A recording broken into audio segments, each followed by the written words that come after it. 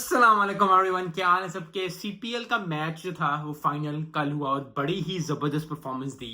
I think जितना अच्छा जितना जबरदस्त मैच एंड पे आके बन गया था उतना इतने की उम्मीद नहीं थी, क्योंकि स्कोर कम किया, उसके बाद उन्होंने स्कोर कम करने के बाद जो है ऐसे लग रहा था कि जी आसानी से जीतेंगे सेंट लुइस किंग्स। लेकिन फिर बॉलिंग जबरदस्त हुई वॉरियर्स की तरफ से। वॉरियर्स अपने होम ग्राउंड में खेल रहे, जब भी होम ग्राउंड में आप खेल रहे होते हो आपकी परफॉर्मेंस जो है आपको चार चांद लग जाते हैं। क्यों?